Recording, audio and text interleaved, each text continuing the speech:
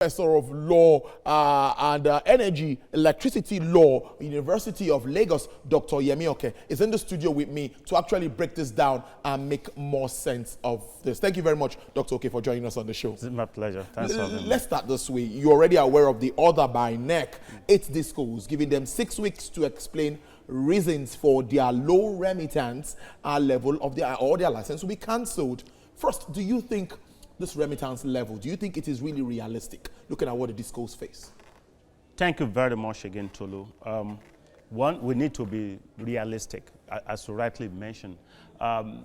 The expected level of remittance of the disco is such that if, I'm talking based on objectivity now, as a stakeholder, expected level of remittance of the disco will appear to me not realistic if they were to comply strictly. Most of them will be bankrupt. They will not be even be able to pay salaries.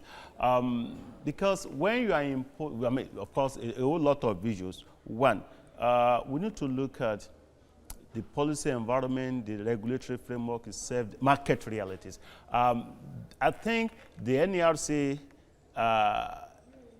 has embarked on a journey that I think is appropriate at this time. And the reason is simple. One, mistakes have been made. Two, the NERC itself, by error of commission or omission, is making the business of the discos needlessly difficult and operationally challenging. Today, somebody is harassing them for criminalization of estimated billing. Okay, if we don't have meters, which is no longer even in the hands of the discos under the map, then we've moved from CAPME, which is, of course, a kind of scheme that will enable discos to deduct money and over time for purpose of metering. Then we have MAP, which is not outsourced to other entities. On the one hand, we don't have meters. On the other hand, we are saying, hey, even the rate at which the agenda of criminalization of estimated billing is moving faster than even the realization of the objective of metering, as it were. And again, I know enough in the sector that most of the discos are technically bankrupt. In another studio, I predicted, unfortunately, that minimum of 3 banks will go down if we are unable to get the power sector to perform optimally. Investments that's been put into the sector. The level of funding and financing exposure, particularly acquisition financing of Nigerian banks in the power sector, is huge. 2 gone as against 3. Now I am able to increase it to 5. Because it's not realistic. They are hugely exposed to them. When we are talking of financing, money did not come in.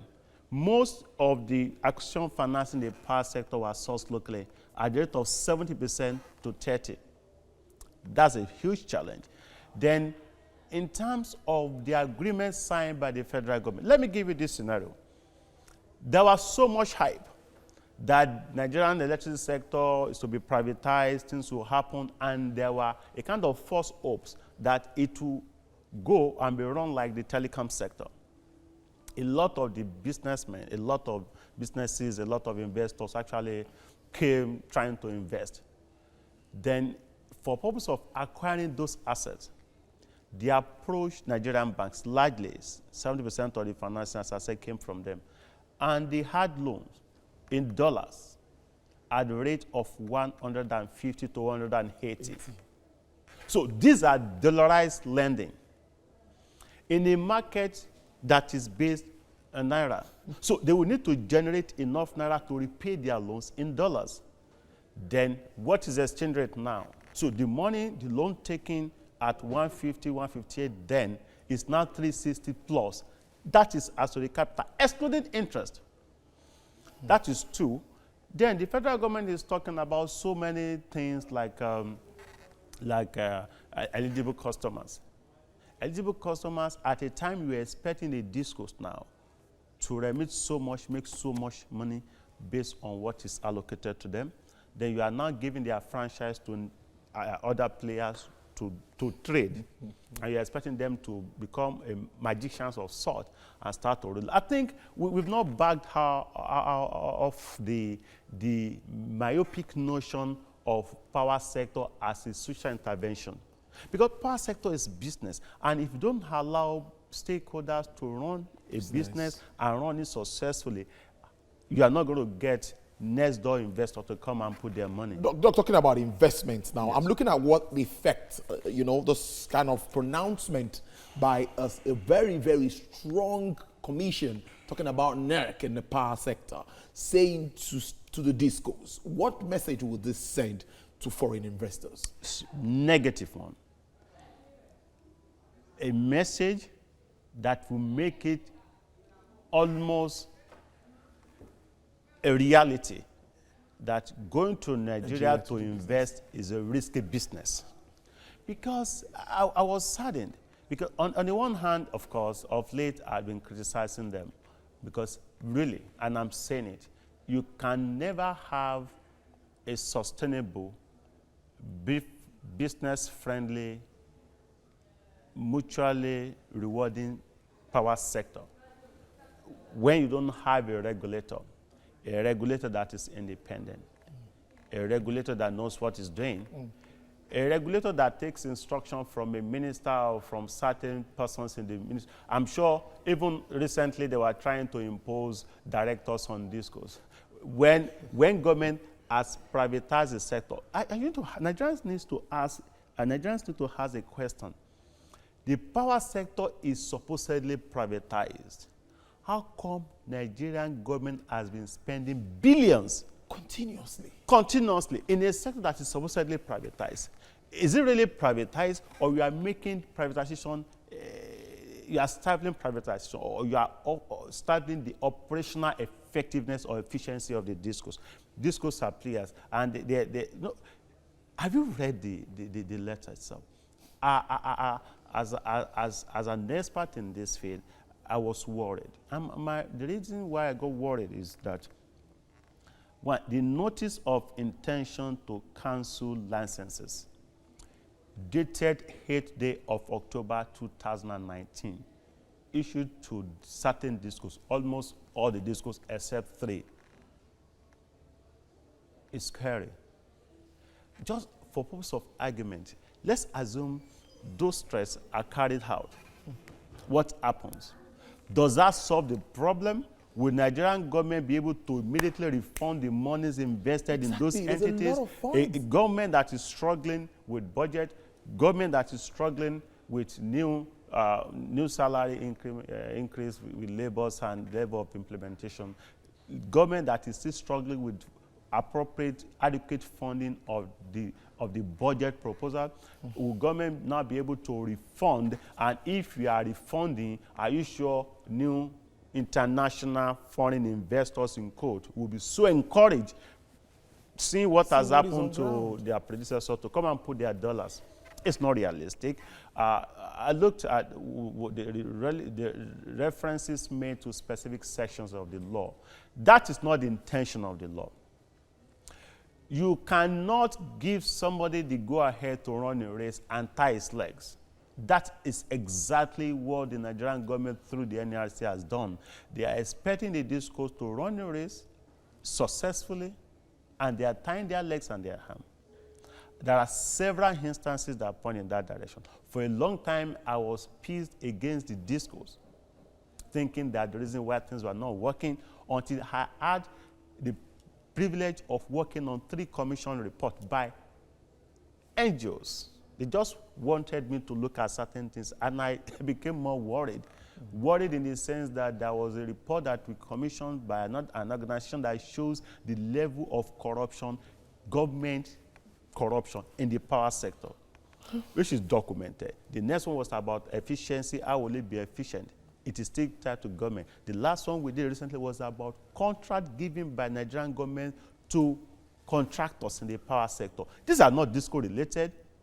So if estimated billing now is criminalized, then no metering. Then that means you can't bill estimatedly, and there are no meters. Then the discourse are still to meet this micro remittance. How? This is serious. Doc, very quickly, talking about this lane blames, the discos, TCN, everybody have been out with different press releases, addressing press conferences, trading blame one way or the other. Everybody's trying to protect their end. Yeah. Now, it goes to say that even lately, NEC is even saying again that the discos shouldn't respond to some of all of this. So, in all of this, that is absolutely ludicrous. You know, it's laughable. That is not done.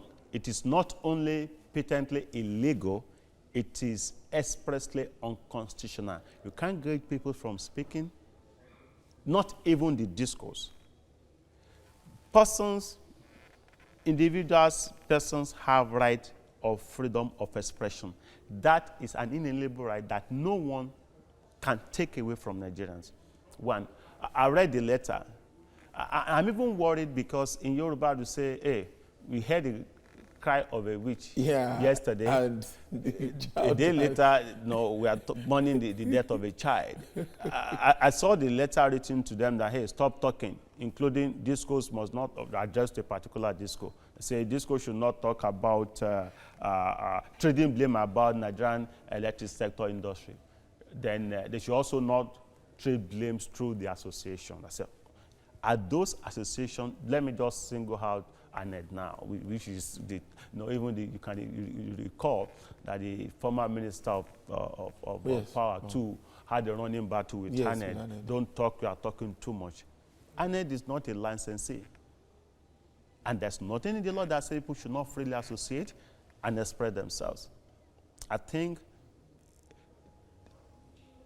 ANED needs not even challenge that letter. It's no letter at all. It's not a letter that is capable of being complied with, because it's an outright violation of people's right to freedom of expression. They should continue to talk. The power sector should not be a monologue. It should be a dialogue. You have to engage stakeholders, and that remains my position. All is not well in the power sector. The discourse will be forced to agree that all is not well in the power sector. And my worry, the power sector is inextricably linked and tied to the success or sustainability of the Nigerian financial sector. Exactly. And it's risky. It's not looking good. Before you go, Doc, I'd like you to drop a word.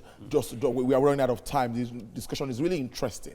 The privatization process itself, many say it's really faulty. I just want us to round up on that level. What do you really think went wrong during that process? Thank you very much. I think fundamentally flawed.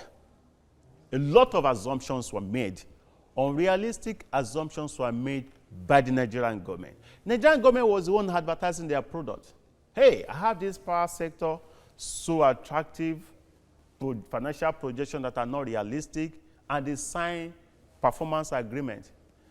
And there's something Nigerians are not asking them.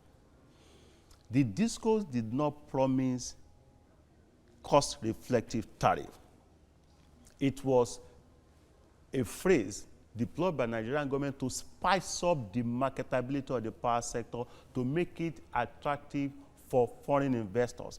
They are saying, discourse, business people, come and invest in the Nigerian electricity market. We'll make sure you recover the cost of whatever is generated or transmitted so that you're going to remain in business. And nobody will have invested if you don't have that commercial assurance, an assurance that the business will be profitable for you at the end of the day. And government now realize that for you to have cost-reflective tariff, you need to factor in the cost of gas, a whole lot of leakages in terms of meter bypass, which is not even energy theft and bypass and all those stuff. Then what the discos are getting is not commensurate to what they promised them. And that's okay. for us to now, of course, dwindling fortune, government has never been able to do more than 3,500 megawatts. They promise so much in the manifesto of the current government and so much, and it's not realistic. And now you cannot have cost-reflective tariff without jacking up. Nigerians are unwilling to accept increase in tariff. Then how would the DISCO stay in business? The DISCO, the GENCOs, everybody, is a serious challenge. It's messy. It's much more difficult for us to have a power sector that is running efficiently. But then the Nigerian financial sector is threatened. And my fund, my deposit, my income, my investment, my gratuity is threatened. Mine too. All of us are threatened. All of us are in there. Because it's all linked to the power sector. Thank you very much. Associate Professor, Energy, Electricity, Law, University of Lagos. Thank you very much for your time. I'm sure we'll have this session again to break this up and, really look at that privatization process. What really problematic. went wrong. It's problematic. Yes.